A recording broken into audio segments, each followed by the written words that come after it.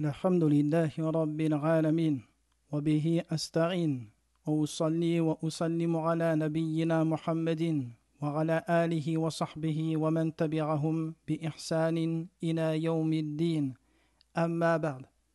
Dans cet audio, j'aimerais parler d'une ambiguïté qui se répand de plus en plus sur les réseaux sociaux. Cette ambiguïté est d'autant plus étonnante que celle-ci sort de la bouche de musulmans, ce qui traduit une ignorance profonde et un manque de connaissance certain de leur religion. Cette ambiguïté est le fait que l'islam cautionne le racisme envers les Noirs. Ces personnes, pour appuyer leur dire, utilisent des versets du Coran et également des hadiths du prophète alayhi salatu wassalam. Donc, dans cet audio, j'aimerais aborder cette ambiguïté et mettre en lumière la réalité et la place du racisme dans l'islam. Sachez que la religion islamique a combattu toute forme de racisme, de sectarisme et de fanatisme, sous toutes ses formes. Allah a détruit toute forme de racisme par un seul verset dans Surat Al-Hujurat, lorsqu'Allah dit « Inna akramakum indallahi atqakum » et certes, le plus noble d'entre vous auprès d'Allah est le plus pieux. La seule distinction qu'Allah a donnée à l'homme à travers son livre, c'est la piété, ou encore la science, ou encore le fait d'être bon. Toute personne qui a étudié un minimum les textes du Coran et de la Sunna, ou qui a lu le Coran, sait pertinemment que le Coran combat toute forme de racisme. À tel point où Allah s'est adressé aux hommes dans le Coran, il les a interpellés que de 3 manières. La première en disant « Ya ayyuhannas » ô vous les hommes. Ou alors, Ya ayyuhalladina amanu, ô vous qui avez cru. Et dernièrement, Ya ayyuhalladina kafaru, ô vous qui avez mécru. Vous voyez qu'Allah ne s'est jamais adressé à l'homme à travers son livre par sa race, ni par sa couleur, ni par son rang social. Les premiers versets où Allah s'adressa directement à l'homme en l'interpellant commençaient toujours par Ya ayyuhannas, ô vous les hommes, afin de généraliser le discours, car la réalité de l'islam est que son message est universel. Allah a dit dans le Coran « Qul ya ayyuhan nas, inni rasulullahi ilaykum jami'a » Dis, ô vous les gens, je suis le messager d'Allah envoyé vers vous tous. Donc le message de l'islam est un message universel qui ne fait pas de distinction entre un blanc ou un noir, entre un arabe et un non-arabe. Et les textes allant dans ce sens sont nombreux. Allah, dans son livre, a seulement distingué 3 types de personnes. Le premier type, Inna akramakum indallahi atqakum. Et ce type de personne est le plus noble d'entre tous. Dans ce verset, le sens de celui-ci est « Et certes, le plus noble d'entre vous auprès d'Allah est le plus pieux ». Donc Allah nous a informé à travers ce verset que la supériorité d'une personne n'existe que par sa piété. Le deuxième type de personne qui a un rang supérieur aux autres est la personne de science. Allah a dit dans son livre قُلْ هَلْ يَسْتَوِي الَّذِينَ يَعْلَمُونَ وَالَّذِينَ لَا يَعْلَمُونَ. Dans ce verset, Allah a élevé les gens de science. Donc celui qui sait n'est pas égal à celui qui ne sait pas. Le savant n'est pas égal à l'ignorant. Et dernier type de personne qu'Allah a élevé dans son livre ou a donné un rang particulier, c'est les personnes qui sont bonnes. Allah a dit dans son livre قُلْ لَا يَسْتَوِي الْخَبِيثُ وَالطَّيِّبُ وَلَوْ أَعْجَبَ كَثْرَةُ الْخَبِيثِ. Dans le sens de ce verset, dit le mauvais et le bon ne sont pas semblables, même si l'abondance du mal te séduit. Mais dans aucun verset nous trouvons qu'Allah a préféré un peuple à un autre par leur race, leur couleur ou leur origine. Méditez un peu la réaction du prophète alayhi salatu wassalam lorsque son compagnon Abu Dharr radiyallahu anhu dit à Bilal ibn Abi Rabah, l'Éthiopien, le compagnon du prophète alayhi salatu wassalam, le muazzin du prophète alayhi salatu wassalam, lorsqu'il lui dit Ya ibn Saouda, ô le fils de la noire. Alors le messager d'Allah alayhi salatu wassalam dit A'ayyartahu bi ummihi, l'as-tu critiqué par sa mère? Et ensuite il dit Innaka rajulun fika jahiliyatun. Tu es certes un homme qui porte en lui des traces de l'époque pré-islamique. Regardez comment le prophète alayhi salatu wassalam, a qualifié cette insulte de pré-islamique. Pourquoi ? Car celle-ci est contraire aux valeurs de l'islam. Également, le prophète alayhi salatu wassalam, ne faisait pas de distinction entre un blanc et un noir. Lorsque Fatimatu bint Qais, cette femme qui était une noble de Quraysh, cette femme qui est une descendante de Fihr ibn Malik, Fihr qui est un des arrière-grands-pères du prophète alayhi salatu wassalam. Donc cette femme qui rencontrait le prophète alayhi salatu wassalam dans sa généalogie. Cette femme noble arabe de la Mecque, lorsqu'elle vint consulter le prophète alayhi salatu wassalam sur deux des compagnons qu'il avait demandé en mariage. Le premier, Muawiyah, et le deuxième, Abu Jahm. Le prophète lui répondit, alayhi salatu wassalam, Inkihi Usama. Marie-toi avec Usama. Usama ibn Zayd ibn Haritha. À savoir que Usama était de couleur noire. Alors Fatima bint Qais fit un geste de la main, Usama, Usama. Et le prophète alayhi salatu wassalam insista, Inkihi Usama. Et elle rapporte elle-même qu'elle se maria avec Usama et que par la suite, elle l'aima et qu'elle fut satisfaite de ce mariage. À savoir que Fatima bint Qais était une femme convoitée. Elle fait partie des premières muhajirat et également, elle a rapporté des hadiths que nous trouverons dans Sahih al-Bukhari et Muslim. De même qu'on peut mentionner que le prophète alayhi salatu wassalam, a marié Bilal ibn Abi Rabah, l'Éthiopien. Il l'a marié à Halatu bint Aufin, qui était une femme arabe des Qurashites. Le fait que celle-ci soit arabe et que Bilal était d'origine éthiopienne et de couleur noire n'a pas empêché le prophète alayhi salatu wassalam de le marier à cette femme arabe.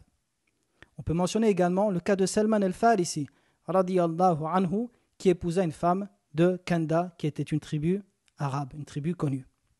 Lorsqu'on médite tous ces textes, il est incroyable de voir certains de nos frères délaisser des textes explicites qui rejettent toute forme de racisme pour s'accrocher à des compréhensions erronées de certains textes pour justifier leurs ambiguïtés.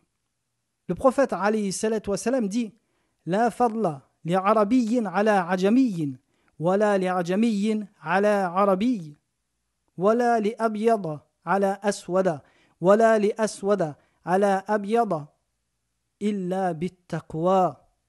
An-nasu min Adam, wa Adam min turab » rapporté par Al-Bayhaqi et authentifié par Sheikh Al-Albani rahimahullahu ta'ala. Ce hadith est un des hadiths les plus explicites sur le combat du racisme. Dans celui-ci, le messager d'Allah alayhi salatu wassalam, nous dit dans le sens de ses propos, il n'y a pas de supériorité pour un arabe sur un non-arabe, de même qu'il n'y en a pas pour un non-arabe sur un arabe, ni pour un blanc sur un noir, ni pour un noir sur un blanc. Illa bittaqwa, excepté par la piété. Les gens sont les enfants de Adam et Adam fut créé de terre. Comment donc rejeter ces textes explicites pour s'accrocher à des ambiguïtés issues d'une mauvaise compréhension des textes du Coran et de la Sunna? Quant aux hadiths qui mentionnent la supériorité des Arabes, ou encore les textes tels que « aimer les Arabes » ou « l'amour des Arabes fait partie de la foi », Cheikh Ibn Baz, rahimahullah, fut questionné sur ces textes. Et il dit, dans le sens de ses propos, « Tous ces textes, d'après ce que je sais, sont faibles, c'est-à-dire que leur chaîne de transmission est faible. Et aucune de ces chaînes de transmission est exempte de critiques. » Ensuite, il dit « Certains sont même faux et d'autres faibles. » J'ai démontré la faiblesse de la chaîne de transmission de beaucoup de ces textes dans mon épître Naqdu al-Qawmiyyati ala Daw'il Kitabi wa Sunnati. C'est-à-dire le titre de son livre est La critique du patriotisme à la lumière du Coran et de la Sunna. Fin de citation. Maintenant, passons un peu en revue les textes sur lesquels se sont appuyées ces personnes pour justifier cette ambiguïté. Le premier texte qu'ils utilisent est le hadith du prophète alayhi salatu wassalam, le hadith de l'obéissance au gouverneur. Lorsque le messager d'Allah alayhi salatu wassalam dit « Wa in ta'ammara alaykum abdun habashiyun » c'est-à-dire dans le sens du hadith, quand bien même prendrait le pouvoir un serviteur éthiopien. Et dans une autre version, wa in istumila habashiyun ka'annahu ra'suhu zabiba, c'est-à-dire dans le sens, c'est si la personne qui a pris le commandement est un Éthiopien dont la tête ressemble à un raisin. Donc ces personnes, à la compréhension de ces textes, ont dit il y a une forme de racisme dans ce texte. La personne mentionnée qui a pris le commandement est un Éthiopien, c'est-à-dire un noir, et en plus de ça, il y a une forme de discrimination sur le fait de faire ressembler sa tête à un raisin. Donc ces personnes ont compris ces textes selon leur passion, sans revenir à ce que les gens de science, les gens qui connaissent le contexte arabe de l'époque, ont dit. Pour comprendre ce hadith correctement, il faut déjà comprendre le contexte. Le messager d'Allah, alayhi salatu wassalam, dans ce hadith, ordonne à sa communauté d'obéir au gouverneur, quand bien même gouvernerait un esclave éthiopien, et dans cette version, dont la tête ressemble à un raisin. Très bien. Dans ce hadith, il y a 3 caractéristiques mentionnées. La première, le fait qu'il soit esclave. La deuxième, le fait qu'il soit éthiopien. Et la troisième, le fait que sa tête ressemble à un raisin. Nous allons procéder dans l'ordre avec l'explication des gens de science. Premièrement, pourquoi le prophète alayhi salatu wassalam a mentionné qu'il est un esclave? Est-ce que c'est lié à son caractère éthiopien? Le fait qu'il soit éthiopien implique qu'il est esclave? Ou est-ce pour autre chose? Eh bien, comme l'a expliqué les gens de science, le terme esclave ici a été mentionné pour appuyer et accentuer l'ordre de l'obéissance au gouverneur. Pourquoi? Car la base de l'esclave est qu'il ne gouverne pas. La base de l'esclave est qu'il ne commande pas et que plutôt celui-ci obéit. Donc il y a dans le fait de qualifier ici cette personne qui gouverne par l'esclave une forme d'exagération pour appuyer et confirmer le jugement qui a été mentionné précédemment, c'est-à-dire l'obéissance au gouverneur. Ça, c'est le premier point. Le deuxième point, pourquoi le prophète alayhi salatu wassalam a mentionné Habashi, un Éthiopien? Est-ce pour sa couleur noire? Est-ce par racisme envers les Noirs?